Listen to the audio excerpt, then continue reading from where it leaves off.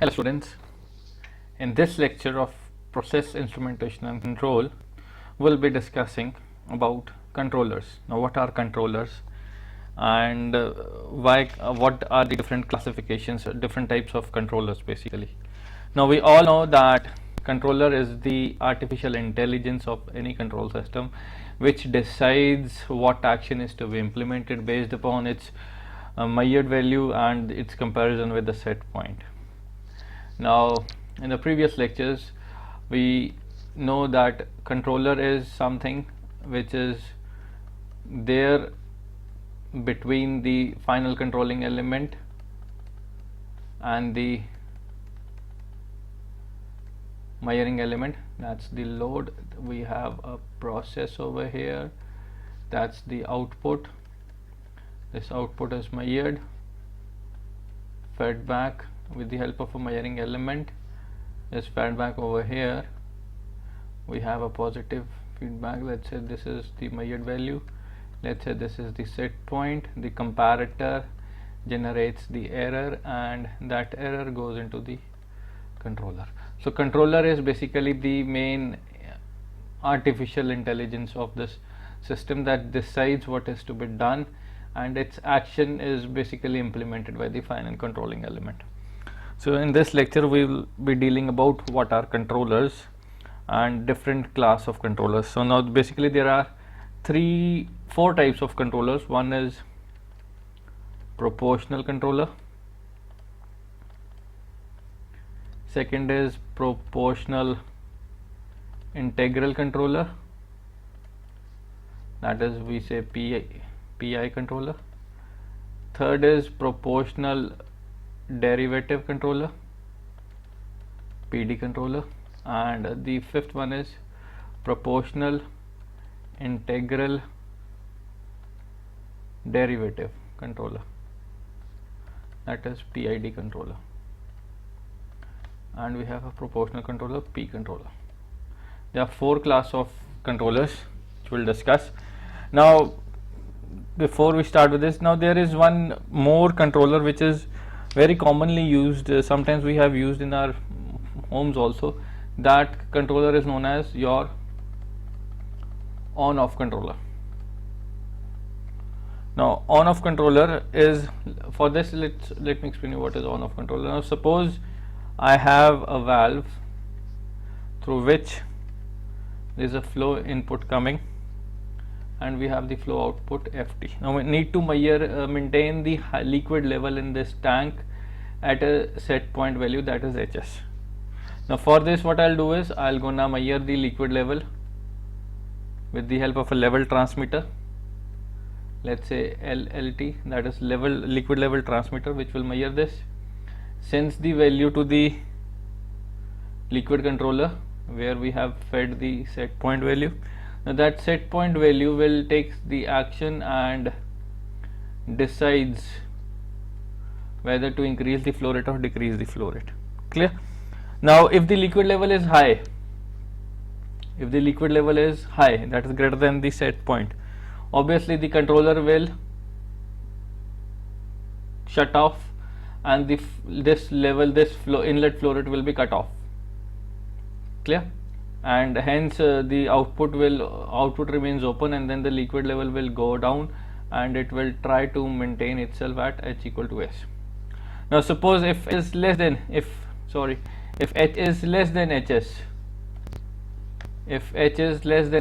then what happens? Then obviously the controller will tell the valve to open. See, the controller action will be on, so the valve will be open and the liquid level will maintain.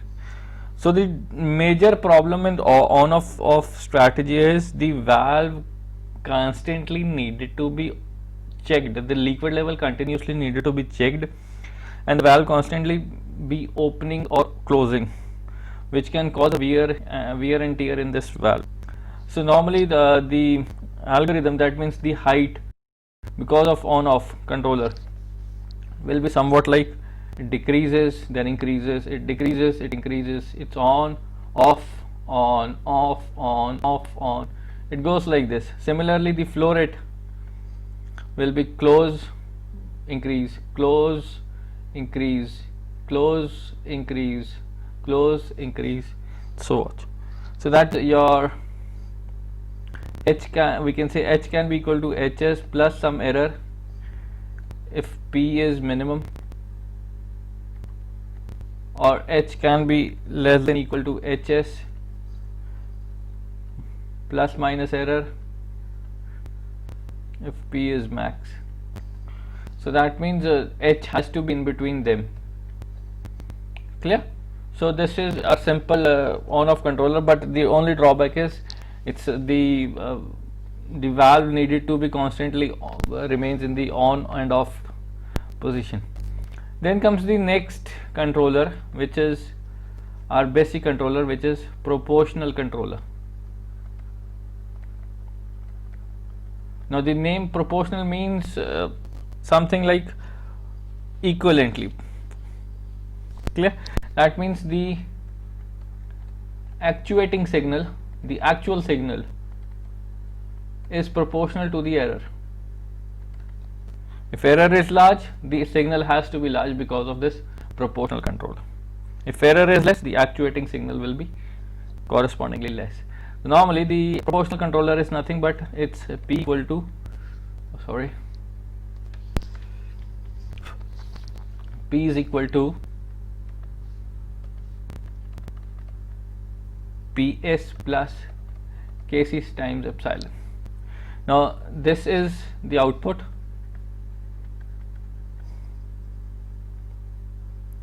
This is, we can say, under steady state value. Obviously when there is no error, so whatever is the actuating signal, what is the actual signal, it should be, that is ps. This is, you can say, proportional gain, or we can also say sensitivity, and that's the error, that is ys minus y mod, that is the error. Clear? Now can I write this thing as p minus ps equal to kc epsilon? Now what is this? This we can say as a deviation variable. So capital P equal to kc epsilon. If we take the Laplace inverse kc, we can say epsilon error. So P by epsilon error is kc. So that means how much is the change in the error, correspondingly our output will vary in that way. Clear? So this is the proportional controller. So this is the, you can say, you can remember the transfer function of the proportional gate controller is nothing but kc, where kc is your proportional gain. Now what is gain? Proportional gain is defined as, you can say, proportional gain is defined as the error required to move the valve from fully open position to fully closed position. That is proportional. Clear? So the transfer function of proportional controller is nothing but kc. Next controller is proportional integral controller.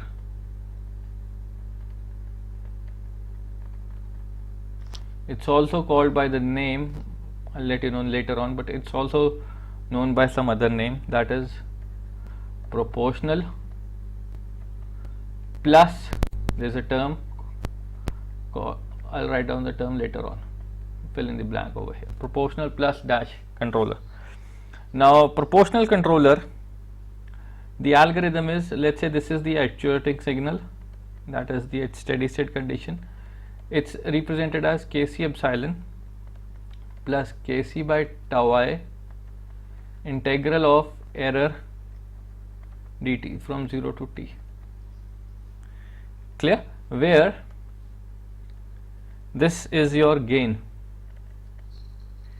and tau I is your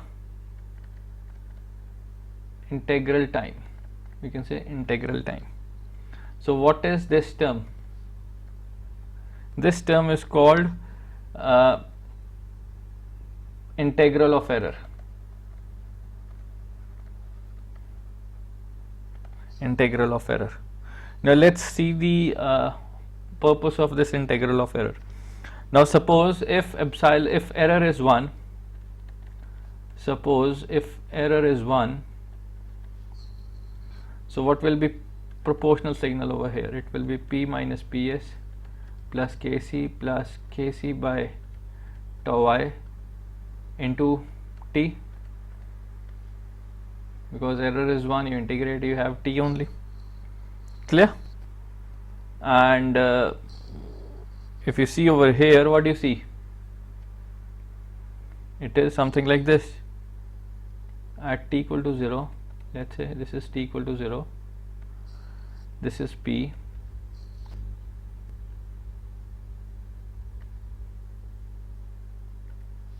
it is this thing, and let's say if this is Kc. Initially it moves at t equal to 0, it is this thing.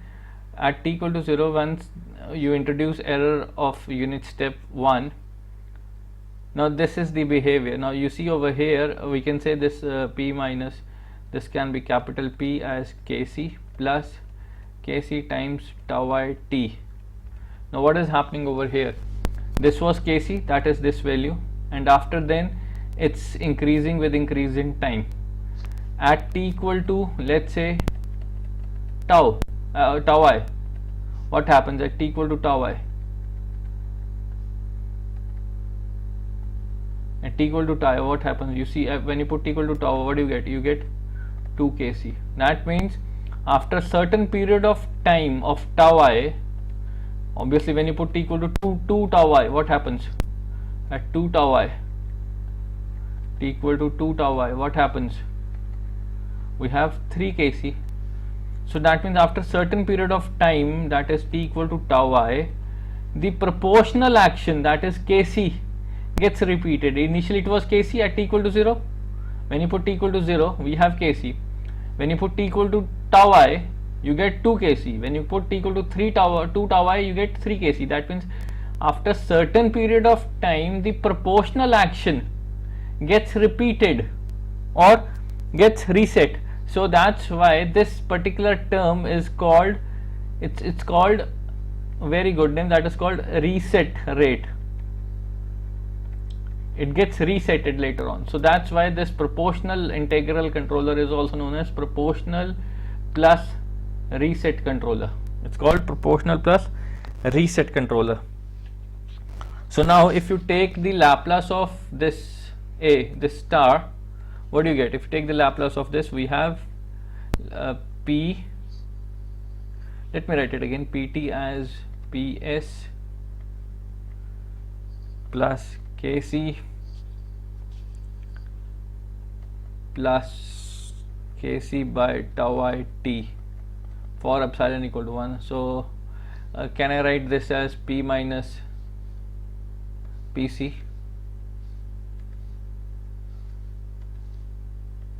and this is capital P, which is Kc plus Kc upon tau I t. So if you take the Laplace, we have Ps upon epsilon s as Kc 1 plus 1 by tau I s. So this is the transfer function of your PI controller. That's the transfer function of the PI controller. And what is this thing? This is called your reset time, because after certain period of time the proportional action gets repeated. Clear? So the integral action causes the controller output to change as long as the error exists.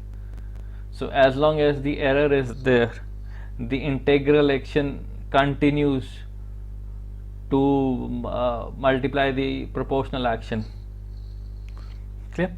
Third type of controller is your proportional derivative controller. Proportional derivative controller.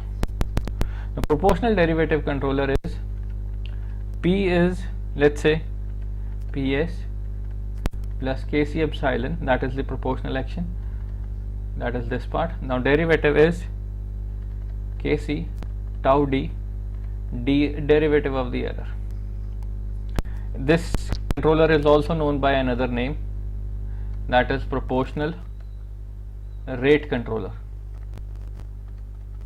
Pi was proportional reset, proportional derivative is proportional rate controller. So this term reflects your rate. Now for this, let's suppose the error is changing with respect to time. That means if this is the time, that's the error at t equal to 0, it's changing with time. So what happens? You put epsilon over here, so we have P equal to PS plus Kc at plus Kc tau d a. And so what happens is, basically your proportional action, that means this is at t equal to 0, that is somewhere over here. When the error changes, the proportional action initially becomes rise by this factor, that is Kc, then it continues with changes with time because of this term, that is Kca. So it's the proportional action is there, plus then there is a rate with which the proportional action changes. So that's why this term is called proportional rate controller. Now if you take the Laplace of this, okay, now for Laplace, can I write it as your P minus PS equal to Kc epsilon plus Kc tau d del epsilon by del t. So if you could take, or this is capital P, so if you take the Laplace, so P by epsilon s is nothing but Kc 1 plus tau ds. So this is the transfer function of your proportional derivative controller. Clear? So it's also known as proportional rate controller, because as the error changes with time, at the same rate proportional action gets changed. So it's a proportional derivative. Then the fourth type of controller action is proportional integral derivative controller, that is proportional reset rate controller. Proportional integral means reset, derivative means rate controller, that is PID controller. These were PD controller, proportional derivative PD controller, proportional integral your PI controller, and PID is proportional integral and derivative controller. Now what is this? In this, it's nothing, we have the combination of all the actions, that is P is equal to PS, that is Kc epsilon, that is the proportional action, plus Kc by tau I error dt, that is the integral action, and we have derivative action, that is dt. If you take the Laplace, for that what we can do is we can take this PS on the other side. So what we have is proportional capital P has Kc this. Now take the Laplace, so PS is Kc plus Kc by tau I s, sorry 1 by s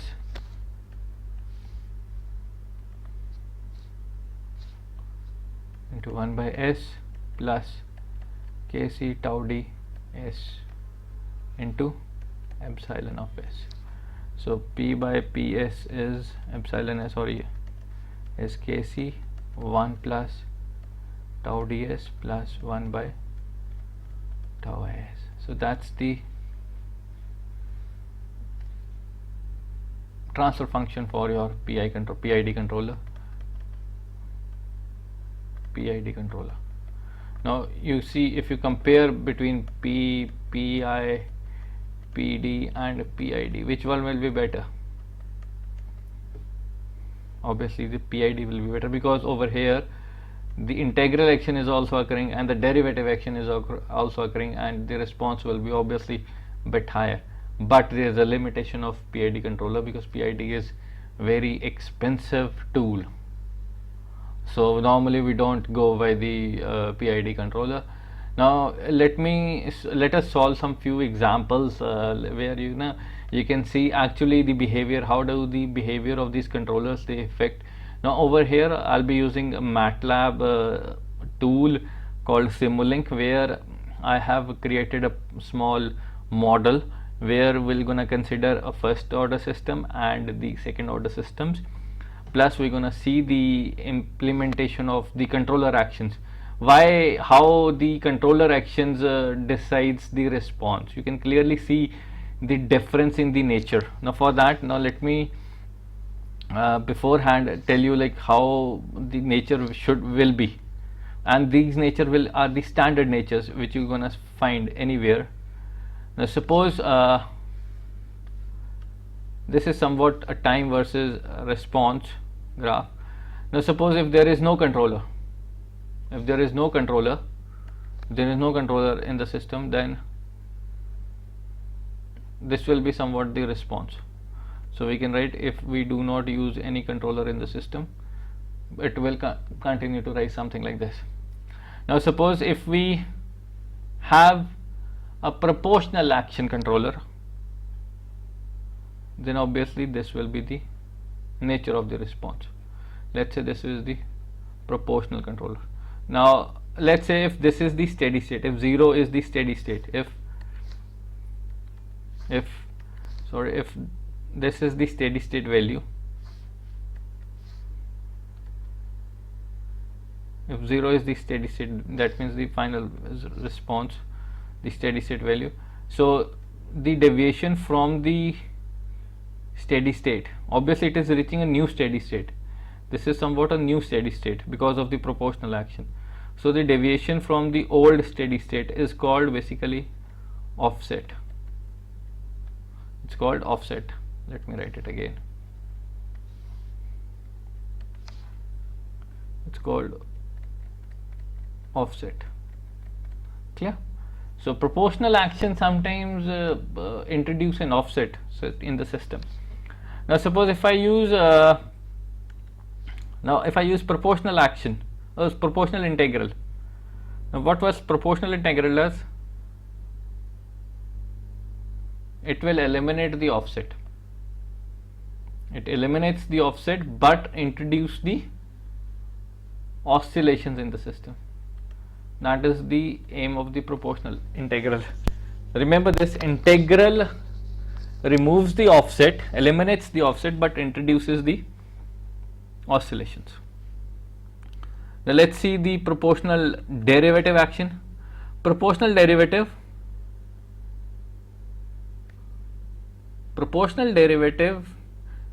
introduces the oscillations and also try to minimize the offset. It tries to minimize the offset, but it do not eliminate the offset. It tries to minimize the offset, and at the same time it introduces the oscillations in the system. So PD is never recommendable, because this what happens, there is offset also and there is oscillations. Clear? And then finally, if we have a PID controller, now let's use something else, a different color for PID controller. Now for PID controller, sorry, let me use again. For PID controller, this will be the action. that's PID. It eliminates offset and reduces the so-called oscillations, and system reaches steady state quickly. So this is the major advantage of using PID controller. System quickly reaches the steady state, there is less oscillations, and it eliminates the offset. That is the advantage of the PID controller. But obviously PID controller is a bit expensive. You cannot use it at all the locations in the process your flows, your process what do you see, flow sheet. So normally we refer to go for PID controller, PI controllers, because PI controller, our main aim is to reduce this offset. So if offset is eliminated, if we need to eliminate offset, we can go for PI. And if only one controller is to be used, then we can go for refer to PID controller. Clear? Now let's take some certain example in the Simulink. We'll try to solve Simulink and see how the behavior of different controller actions determines the response. Now for that, let's suppose we use some system called some first order system which is having this transfer function, that is ys upon xs is this, for a step input of 1. So what will be ys? Ys will be 1 upon s into 3s plus 1. Clear? Now let's find out yt. We know yt, what will be yt at t equal to infinity? For this we can use final value theorem. So that means limit s approaches 0 for s times ys. So the ultimate value should be 1. That means the ultimate value for this system should be 1. Clear? Now let's see. Let's go to the MATLAB window. Now let's say this is our system which we have used. Our transfer function is 1 over 3s plus 1. Over here we have used 3s plus 1 as the transfer function. Clear? And this is my PID controller which I have used over here. Now this is Kc, it gets added, plus this is some value tau s, 1 upon tau into 1 by s, that is tau d into derivative. This is basically a Simulink toolbox of MATLAB, where you can find all these tools in this Simulink library over here. Let me see if it opens the library. Yeah, we can have all these blocks available over here. We simply need to drag those blocks. We can simply drag those blocks over here and we can join them, and then we can see the response in this scope over here. Now this is the step input which we are giving. We are giving a step input of 2. In our case we are giving a step input of, let's say over there we used 1, so let's step input of 1. Clear? Now initially suppose there is no controller over there, so let me remove this and let me use directly over here, and whatever the output comes from here is fed back into the system. Clear? So it is compared with the set value and then it goes directly over here. So currently we are not using any controller over here, and let's see the response. Let me run over here and let's see the scope. You can clearly see over here the output should, the steady state value should be 1, that is somewhere here. The yellow line shows the steady state, but since we are not using any controller in the system, so this is the output which is coming out over here. So it's roughly around 0.5. So that means there is a deviation from the steady state because we are not using any controller. Now let's use proportional action first. Now for proportional action we have just given a value of Kc, rest all the other two will keep it at 0.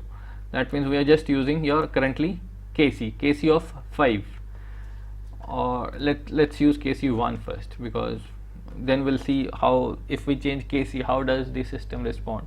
Now we know that if we use proportional action, obviously there has to be an offset. Let's see. Initially we were not using any controller, so there was offset. Now we have used controller. Let's see how does the offset varies now. The offset remains the same. Clear? So that means if we are using controller action or if we are not using any controller action, the system behaves in a similar way. Clear? So whether we use a controller action or not, there is we hardly find any difference in this. Now let's use proportional now let's try to change the proportional action a bit of bigger value. Let's use a gain of something like 5, a bigger value gain. Now let's run this. Now let's see. For a proportional action of 5, that is KC5, the offset gets reduced. You see now the offset difference is somewhat less than 0.2. Initially it was, previously it was bigger value. Clear? So now the offset gets reduced. Now if I use KC of, let's say, 10, let's see what will be the value of the offset. For 10, you can see the offset now reduces to 0.1, a difference of 0.1. So that means you go on increasing the value of KC, you can try to reduce this difference of offset. Now if I use 100 over here, now let's see what does the difference of KC 100 presents over here. Now you see clearly, you can see the difference in the offset. The offset is not eliminated till it gets reduced to a very less value of 0.1, less than 0.1, but it never gets eliminated. So proportional action is there, but it cannot eliminate the offset. Clear? So now let's use the integral action. For the integral action, let me take the KC as 1. Now for proportional integral, let's use 1 by tau as 1 also. So now we have proportional action and the integral action combined. Let's see. You can clearly see over here, it reaches the steady state, offset gets eliminated, but there is the oscillation in the system, and it reaches the steady state somewhere at around 15 at time t equal to 15. It reaches over here. So you can see the difference of proportional integral action. It eliminates the offset, reaches a steady state value, but there are oscillations. Now oscillations, there can be more oscillations if we change this 1 by tau. Now let's say 1 by tau is 10, a higher value, somewhat higher value. You can see it reaches the steady state, but oscillations increase. So as we increase the value of 1 by tau, the oscillations increases. So there is a disadvantage of using there is advantage of using PI, that is it eliminates offset, but it introduces the offset, it introduces the oscillations in the system, and higher the value of 1 by tau, more will be the oscillations. Now let's use PD. Now for PD, I've taken the integral action as 0. Now there is only derivative action. Now let's see what happens with PD. Initially PD remains as it is. It shows the offset. It shows the offset what was there during the controller action. Now let's change tau d value to somewhat higher value. Let's say 10.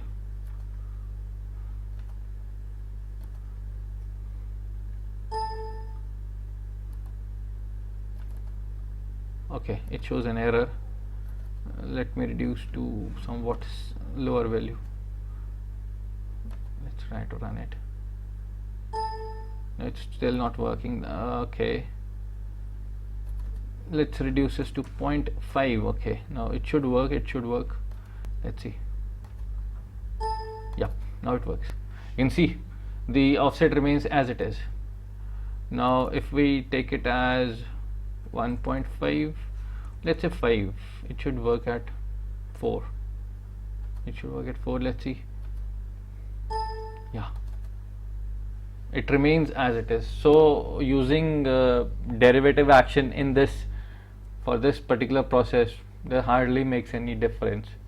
So using PD or PI for such transfer functions, it's least makes any difference.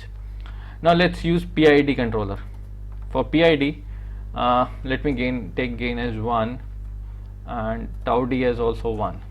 So now gain is 1, Kc is 1, 1 by tau is 1 and tau d is 1, and we are using PID controller.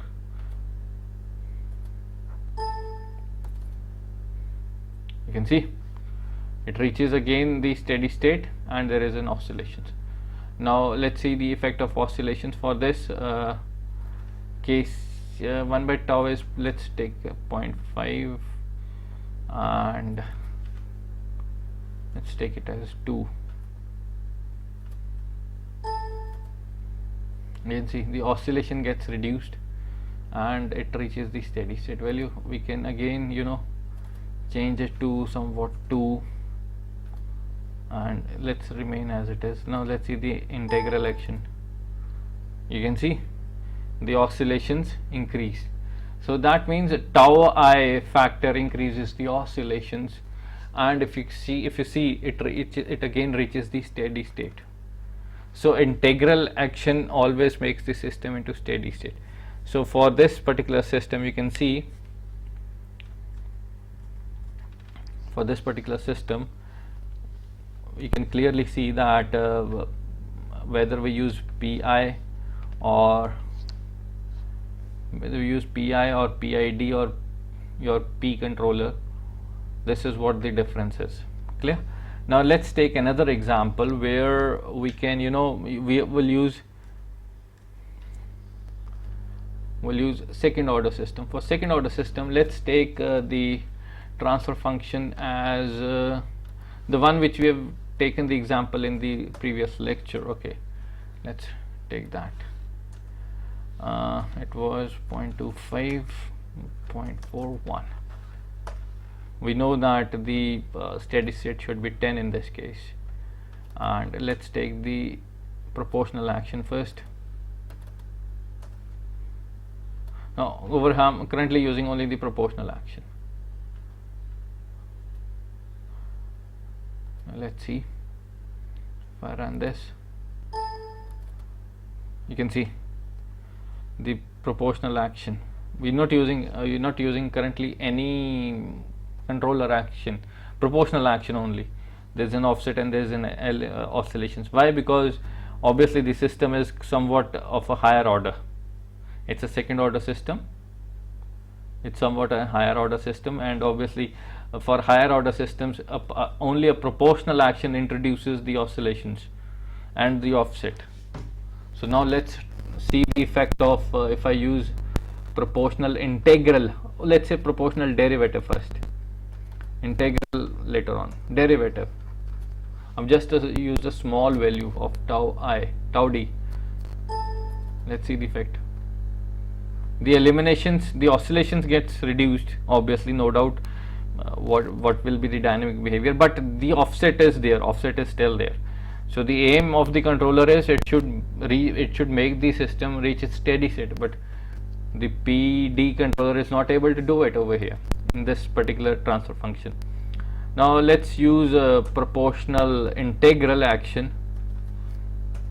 If I use 1, run this program, you can see obviously the oscillation reduces, the oscillations are introduced in the system, but the system slowly and slowly reaches its steady state. That is 1. Clear?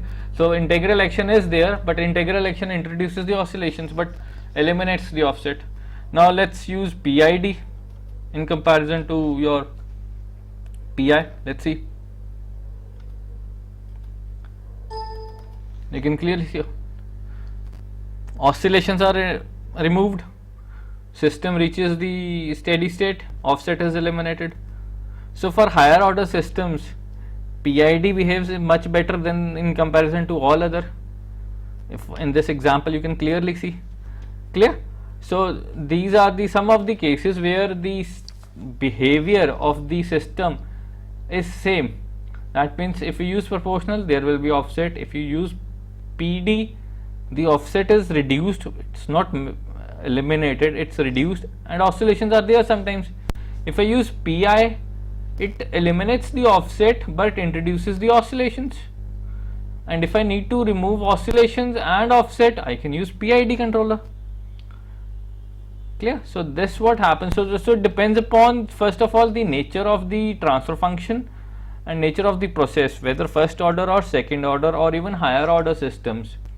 The behavior, the controller action is always this thing, that if I use proportional action, there will be an offset. If I use proportional integral, it eliminates offset but introduces the oscillation. If I use proportional derivative,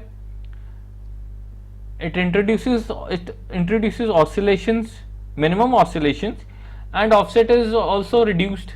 It's not minimized or zero.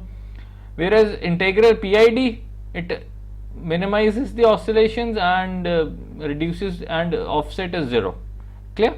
So in this case, in this lecture, these are the basic type of controllers which we have studied and which we'll be using in further controller analysis. If you have any query related to Simulink of the calculation and about the transfer functions and how the proportional action and any integral action or derivative action works, we can share more videos on MATLAB. Clear? So if you have any doubt, we can contact me through the email ID. So that's it for the controller lecture. Thank you.